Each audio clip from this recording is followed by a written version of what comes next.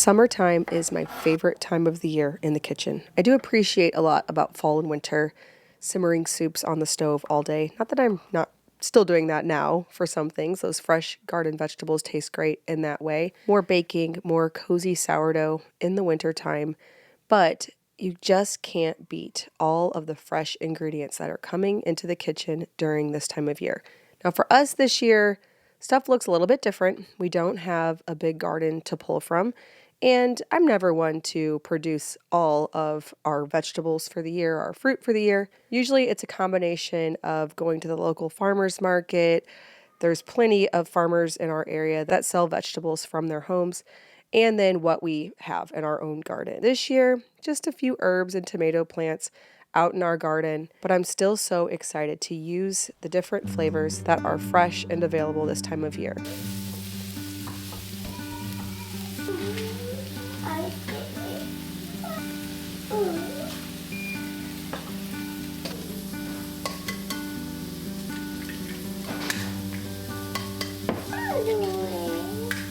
You want to do one?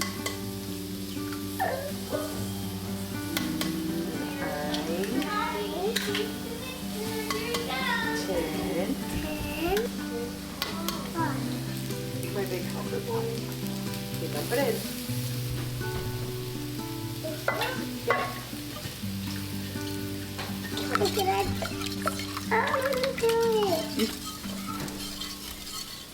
There are so many recipes over on the Farmhouse on Boone website that can help you fill your summer breakfast menu, and really your menu for lunch or dinner. Things with fresh ingredients like strawberries, blueberries. This zucchini frittata features a favorite summer vegetable that a lot of you grow in your garden, and it's really the only time of year that you see zucchini. I don't buy it usually any other time of year. I've preserved it in the past and don't really enjoy using it in the winter. I found I can throw it into soups, but really I just like to have it fresh a few months out of the year. We enjoy it, and a frittata is the easiest thing to cook up because you can use the base, so the cheese, the milk, the eggs, salt, the pepper, and throw in whatever you have. And it's just so fast because we're not making a pie crust. We're layering in the vegetables with the eggs and cheese, and a nutritious protein-packed breakfast can be on the table quickly. I will leave links down below for all of the recipes in this video. I have a friend who hacked the system on cooking 3 times a day. Actually, I heard about it from another friend who has a large family. She passed the advice to another friend of mine who has a large family, and so they both do this now. A lot of times my kids are grabbing something really easy in the morning, and I think that's what theirs do as well. But then they make a big breakfast sometime around 10 or 11, and then they skip lunch. So there's only really a from scratch meal 2 times a day. Younger kids might have some granola that's already been made, or the older kids might fry up a quick egg or make some toast. If there are any of you out there who are cooking from scratch but struggling to get a meal on the table 3 times a day, you could consider that strategy. A large breakfast, more mid-morning, not really much of a lunch, and then earlier dinner, which might also work well for the younger kids who go to bed a bit earlier. We're kind of struggling this time of year because we will go out to our farm and check in on the build progress. Really, a lot of times we're going out twice a day, morning and afternoon, because we're in the middle of framing. We're trying to make sure everything is going according to the plan. There's no miscommunication. We can be there to answer any questions. But then I'm gone during the portion of the day where I would usually be making dinner. And so then I'll be making dinner well into 7 o'clock. And then the kids are always so dirty this time of year. So there's baths, there's bedtime. And I think it would really benefit us to have an earlier dinner, go to the farm after that, come home, do baths in bed for the younger kids. The older kids who stay up late might at some point grab themselves some ice cream made in the creamy, or some popcorn or toast or fruit. Luke and I used to do this a lot anytime we would travel with our family. We would just try to stretch the meals so that we weren't eating out 3 times a day. It could be employed in the home. And some of these from scratch breakfast items would really lend themselves nicely to this strategy. There is a simple peach cobbler recipe over on my website that is typically served for dessert. But I got to thinking, if I substituted out the ice cream that I usually pair it with whipped cream, so freshly whipped cream, and a biscuit that was made with whole grain, how is this not suitable for breakfast. You have fruit, you have whole grains. You could pair it with some fried eggs or even make a frittata and this for a full-blown, well-rounded brunch menu, but it's versatile enough to not just be a dessert item. In my home and in my kitchen, it's important to stock high-quality ingredients so that the time spent making these from scratch meals for my family is giving me the biggest bang for my buck time-wise. And one way that I do that is with Thrive Market, who is the sponsor of today's video. Now, Thrive Market is offering their summer restock sale through June 9th, so you can get an additional 25% off. Thrive Market is a membership-based online grocery store where I like to get pantry items like organic canned tomatoes, tomato paste, ketchup, condiments, spices, einkorn flour, collagen, protein, supplements. There are so many things that I regularly pick up on Thrive Market. I also like them for snack options. This time of year, we find ourselves eating on the go pretty regularly, and that's not always conducive to from scratch, but at least I can take from scratch bread and then use maybe some bars or chips from Thrive Market to round a meal out on the go. I love that on the Thrive Market website, you can sort by dietary preference. If you are paleo, gluten-free, dairy-free, you can make it to where you only see those options, and it's a very streamlined shopping experience. Plus, orders over $49 ship for free to your house, saving you time as a busy homemaker. I order stuff on Thrive Market so often that I just go on the website and it shows me all the things that it knows I want to buy.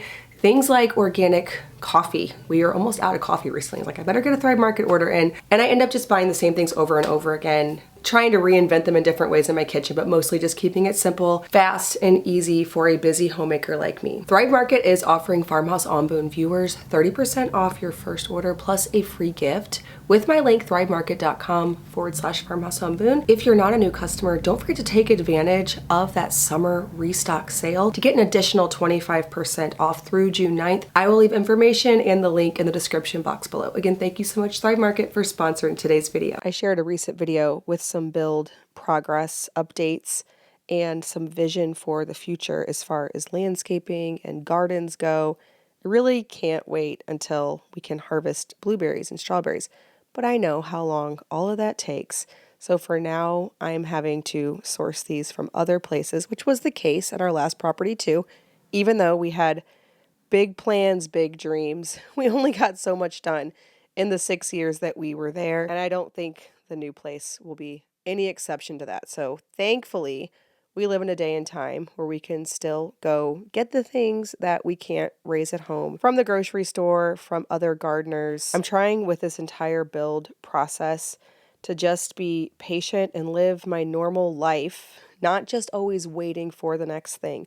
Oh, when this place is not only completed and we're living there, but then when we have the garden beds established and when we have in the sidewalks, I can't do that because it will be years down the road and there's so much beauty to enjoy, to take advantage of right now.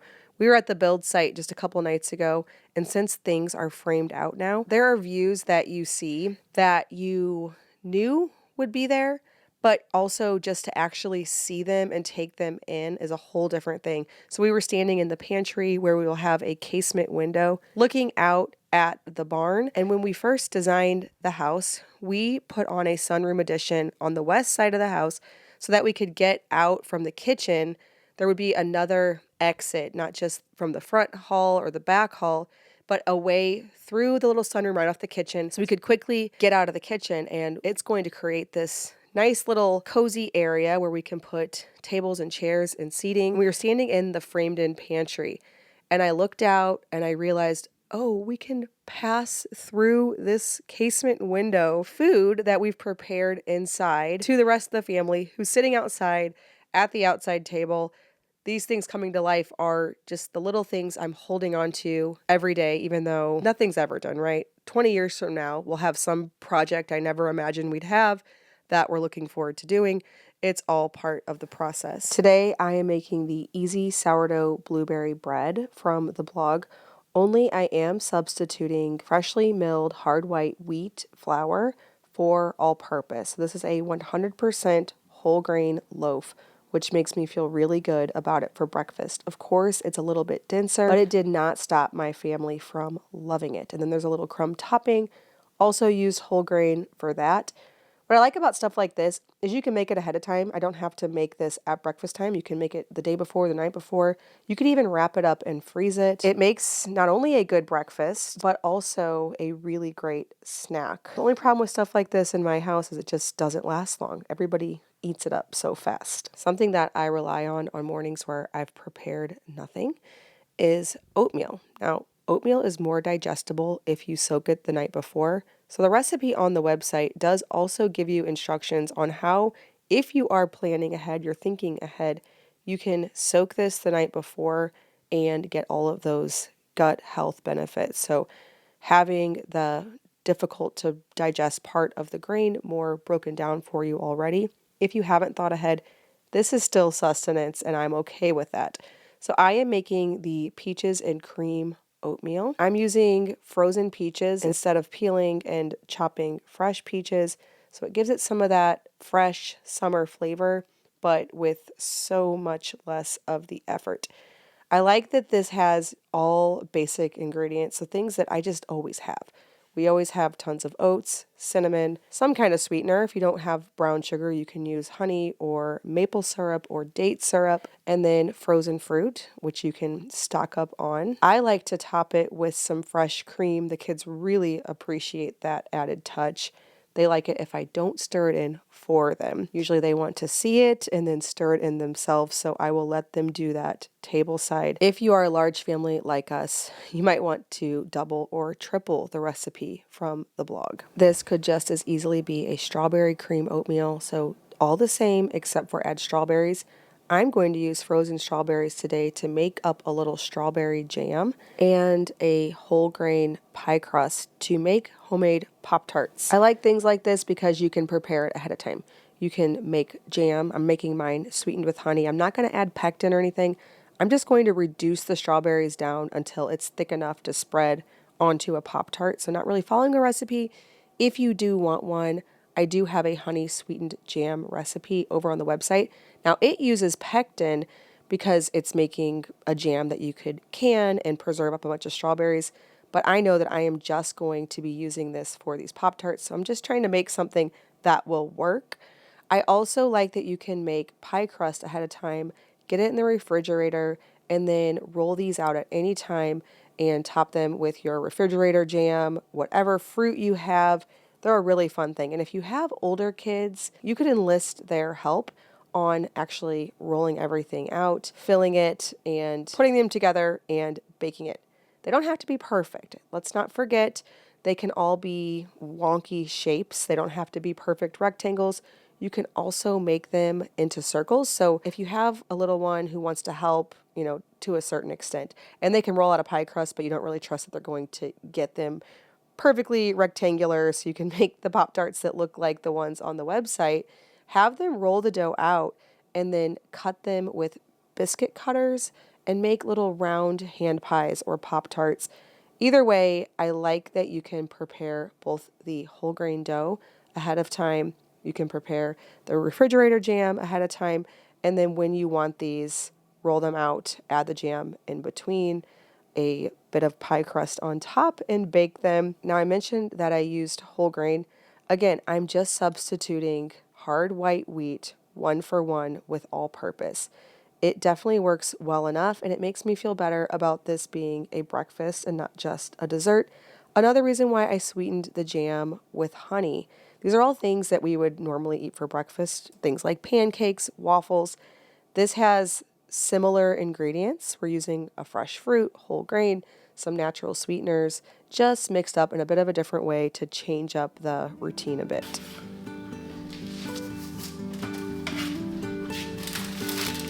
I am making up a very simple little glaze, and I picked up some dye-free sprinkles as well.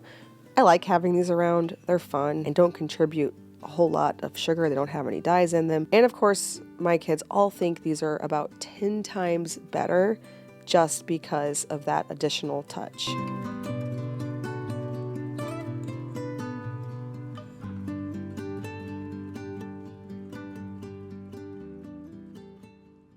I'm very thankful for my career as a food blogger.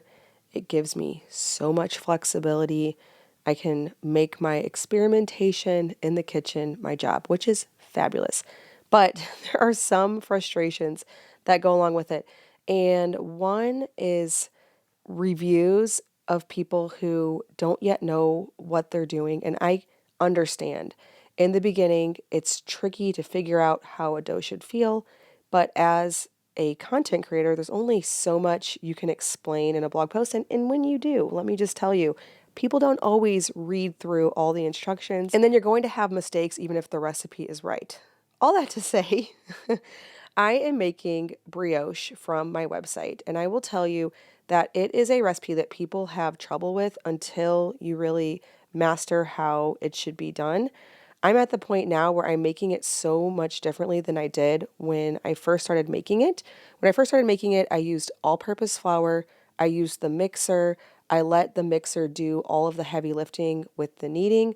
I have completely switched up that strategy as I've advanced in my baking and as I have wanted to incorporate whole grains. So this recipe, the reason I brought up the blog reviews is I get a lot of people saying it's too sticky, it doesn't work, it will not come together. And I have made it so many times. I promise you it does. It just takes either a ridiculous amount of time kneading it or a long period of time of allowing the dough to sit where the grains soak up all of the liquid from the recipe. So instead of going right into kneading, especially when you are working with 100% whole grains, I find this to be especially important to allow that whole grain to sit with the eggs, the butter, all of the liquid in the recipe before ever performing any kneading, any stretch and fold. Now, the recipe on the website, I use all-purpose flour, I use the mixer. You can get away with that with all-purpose flour. It just has to knead a good long while, sometimes longer than others, but you almost just have to let it knead and walk away. Alternatively, and especially if you are using whole grain, mix up all the ingredients. It has so much butter, so many eggs. It looks like it isn't going to work. Walk away. Let it sit for a good hour before ever doing any kneading, any stretch and folds. Now, I personally just do stretch and folds, but this is what will help you. If you are struggling with the mixer and it's taking forever for it to knead with your dough hook, if you are trying to do whole grains, or even if that's the case with all-purpose, try this. Try letting it sit with the liquid, performing stretch and folds throughout the afternoon or evening before your bulk ferment. You really only need around 4 stretch and folds, so it's very hands-off, very easy actually. Brioche ends up being so easy, even though in the beginning it seems like a complicated recipe. It's not, and it makes the softest dough perfect for a French toast. To me, there's nothing like an enriched bread dough. Enriched means adding butter or eggs, not just water, salt, flour, like a crusty loaf, but a nice, soft, enriched dough. There is nothing like it for French toast. Today, I am making a strawberry stuffed French toast. So this has cream cheese and honey and diced strawberries, 2 big slices of soft, fluffy sourdough made into a lovely seasonal French toast. What kind of summer breakfast menu items are you enjoying this time of year? Let me know in the comments below, and don't forget to check out the description box where I will share links for all of these recipes so you can make them in your own kitchen. And don't forget to stop back by farmhouseonboone.com. There's always new recipes every single week on there to inspire you and help you as a homemaker make from scratch food, but not make it too hard, too overly complicated. As always, thank you so much for watching.